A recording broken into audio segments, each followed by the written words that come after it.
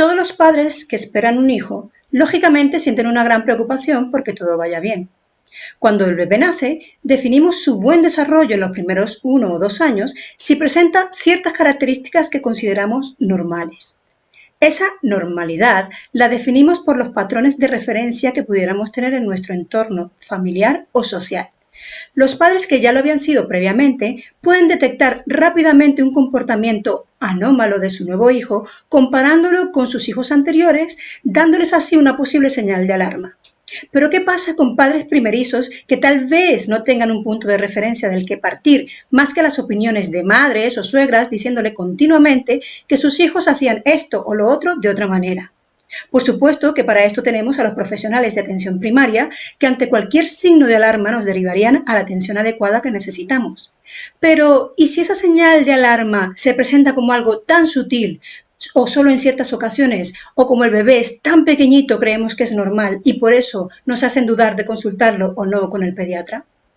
Pues hoy te voy a enseñar cuáles son las señales de alarma generales que tomamos en cuenta los profesionales a la hora de saber si un niño necesita intervención terapéutica y que nos orientan hacia qué área del desarrollo encaminar dicha intervención. Soy Alejandra Hernández y esto es Comunicación.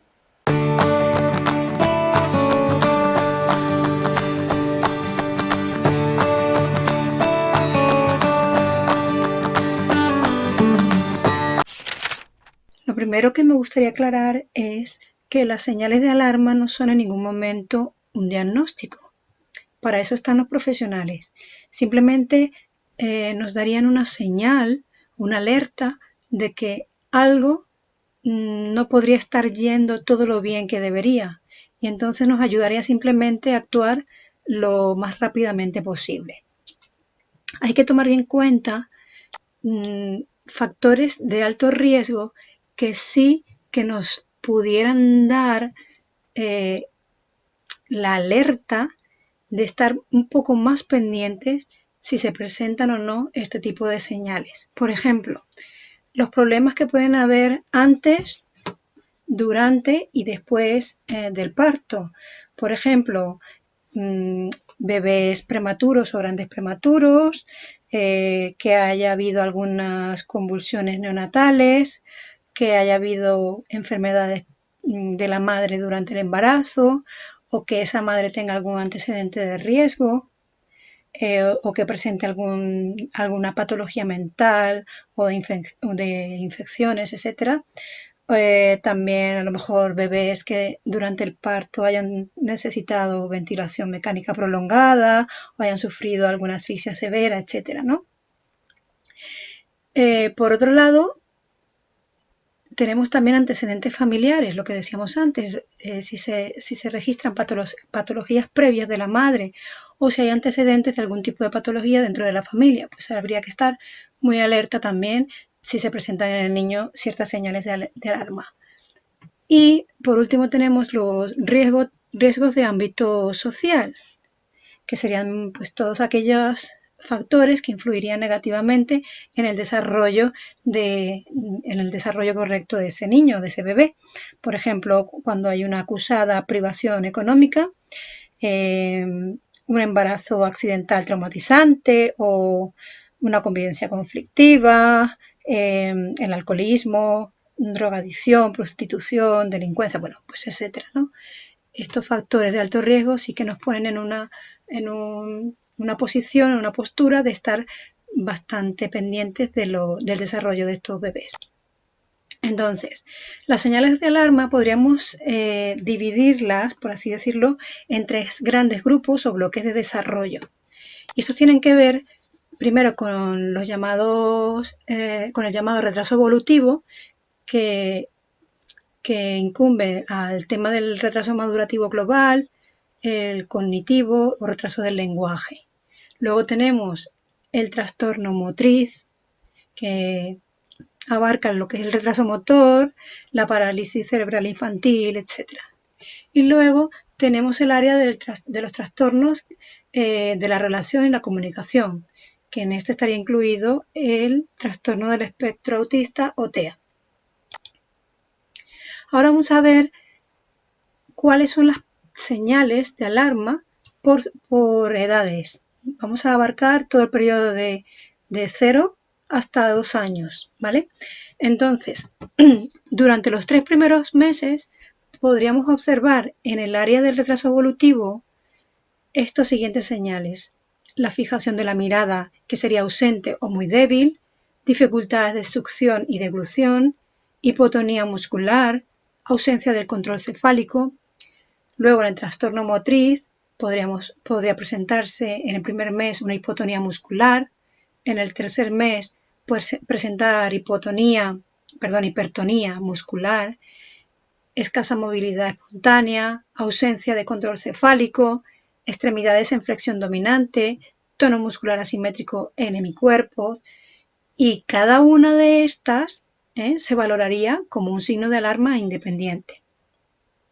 Con respecto al trastorno de la relación y la comunicación, podríamos ver que a lo mejor el niño no responde visualmente a la cara humana, no aparece una sonrisa social, existe una irritabilidad constante o pasividad excesiva. Como vemos, muchos de estas características o señales podrían pasar desapercibidas, porque niños con irritabilidad constante podrían ser muchos, ¿no? Sin embargo, ya veremos más adelante cómo podríamos valorar si estamos ante una simple característica de un niño por personalidad, por conducta, o si de verdad estaríamos frente a una señal de alarma. En la etapa de los 3 a los 6 meses podríamos encontrarnos en el área del retraso evolutivo que el niño presente manos cerradas predominantemente o no orienta su mirada al hablante, su sonrisa social es ausente o muy deficitaria, hay un control cefálico débil, está muy rígido o está muy blando y no emite sonidos. En el área del trastorno motriz podría presentar una hipertonía o una hipotonía, una asimetría corporal, el pulgar enclaustrado, en puño, cuerpo arqueado, temblor, clonías, y cada una de ellas, como dije anteriormente, se valoraría como un signo de alarma independiente. Habría persistencia de reflejos primarios, es decir, los reflejos con los que nacen los bebés y que van desapareciendo a medida que avanza su desarrollo. Cuando vemos que estos reflejos no desaparecen en la edad o en el periodo en el que deberían desaparecer, esto se consideraría una señal de alarma. El reflejo del moro, por ejemplo, si sigue activo o muy vivo, pues sería una señal de alarma. Un control cefálico débil o ausente y no junta las manos en la línea media. Con respecto al área de la relación y la comunicación, tendríamos una atención visual y auditiva débil o limitada solo a algunos estímulos. Si presenta atención, se fija más en objetos que en personas, no mira a la cara ni sonríe como respuesta al hablante, y hay un tono muscular, una actitud postural y unos movimientos anormales. En la etapa de los 6 a 9 meses, en el área del retraso evolutivo, podríamos apreciar una aprensión manual y bimanual ausente o muy deficitaria, un desinterés por las personas o por las cosas de su entorno, una reacción lenta o anómala ante estímulos sociales, por ejemplo, la respuesta a su nombre, ausencia de balbuceo silábico, el pa, ta, ¿no? Por ejemplo, y luego en el trastorno motriz veríamos que persiste el reflejo del moro, ausencia de la coordinación mano-pie, y hacia el 9º mes habría una ausencia de reflejos defensivos. Por ejemplo, entre estos tipos de reflejos podemos encontrar el de paracaídas, que es el de abrir las manos cuando se encuentran en una postura de riesgo, el de apoyo lateral, etc., ¿no?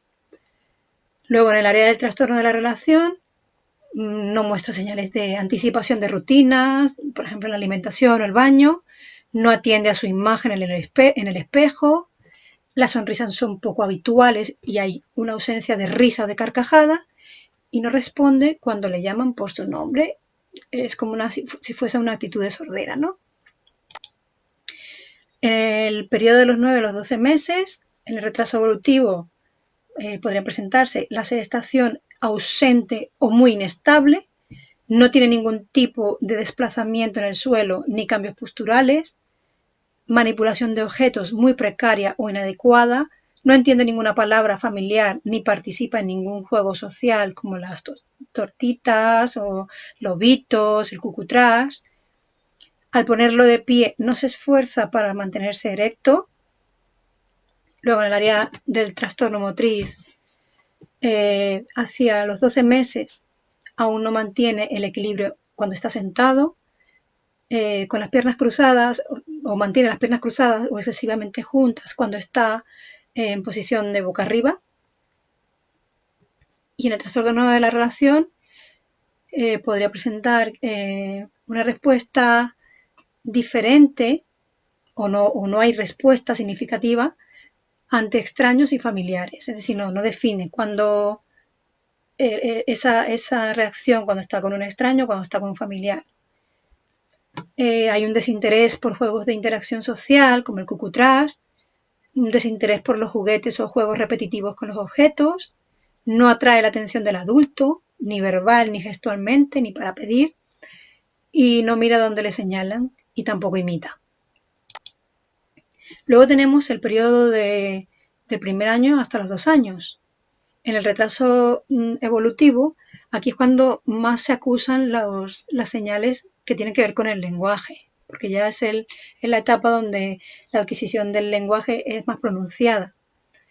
Y aquí, por ejemplo, vemos que a los 18 meses, pues todavía no anda solo o persisten conductas previas que serían de etapas anteriores, por ejemplo, el babeo, que sigue manteniendo esta conducta de babeo, de tirar todo al suelo, el juego estereotipado, existe un juego estereotipado con objetos, es decir, no hay un juego funcional ni de ficción, un juego simbólico.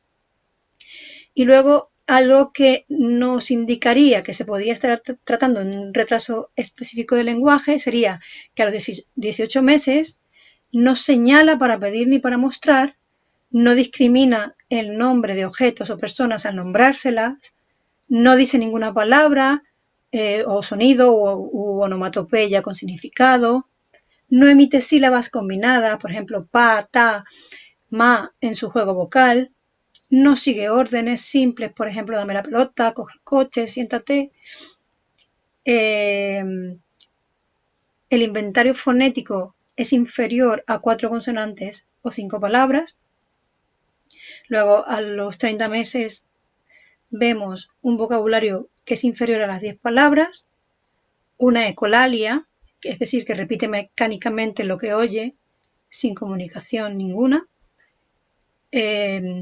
Hay una ausencia de combinación de palabra, gesto o palabra-sonido. No comprende órdenes sin clave gestual. Por ejemplo, pone el cubo en la taza. Necesitaría la clave gestual para poder entender lo que se le está diciendo. En el área del trastorno motriz, a los 12 meses, no mantener el equilibrio en sentado o tener piernas cruzadas o excesivamente juntas en la posición de boca arriba. Y luego en el área del trastorno de la relación y la comunicación, pues no señalar con el dedo ni para pedir ni para mostrar, no hay una atención conjunta, es decir, que no alterna la mirada entre un objeto y el adulto, es nula o escasa la exploración intencional del entorno, reacción excesiva o limitada ante determinados estímulos, no muestra interés por los niños, ni se relaciona con ellos, ni les imita, no muestra interés por juegos de interacción social, como el cucutrás u otros. No sabe jugar a juegos convencionales, de coche, de construcciones, ni de simulación. Por ejemplo, el muñeco, los cacharritos, darle de comer a la muñequita, etc., ¿no? Y repite conductas repetitivas o estereotipadas con las manos o el cuerpo. Además, hay una ausencia de palabras con sentido comunicativo y hay un retroceso significativo a cualquier edad en habilidades sociales o lenguaje. Comunicación emocional precaria o ausente sin contacto ocular. ¿cuándo deberíamos alarmarnos? Es decir, tal vez pensamos que nuestros niños presenten alguna de las características que he mencionado anteriormente, pero eso no quiere decir que a lo mejor estemos presentes ante el diagnóstico de alguna patología o alguna discapacidad, algún trastorno. Simplemente puede ser una característica del niño, pero ¿cuándo podríamos pensar o comenzar a pensar que estamos ante una situación de alarma y que tenemos que tomar una acción inmediata? Pues existen dos criterios para ello. El primer criterio sería que presentara 2 o más señales de alarma al final de su edad de referencia cronológica. Por ejemplo, en el intervalo de 6 a 9 meses, niño que una vez cumplidos los 9 meses presenta 2 o más señales de alarma, contabilizando también los posibles signos que estén presentes en otros intervalos inferiores. En el intervalo de 1 a 2 años, contemplar este mismo criterio también a la edad de 18 meses. Y el otro criterio sería si presenta una señal de alarma en los ítems específicos relacionados con el retraso del lenguaje. Insisto, las señales de alarma son solo eso, señales de alarma. En ningún momento son diagnóstico. Para ello se necesitan evaluaciones, exámenes y pruebas específicas llevados a cabo por profesionales especialistas en estas materias, los cuales nos van a orientar, nos van a determinar el diagnóstico real que presente nuestro hijo para poder tomar las medidas y acciones necesarias lo más rápidamente posible. Si esta información te ha sido útil, no dudes en compartirla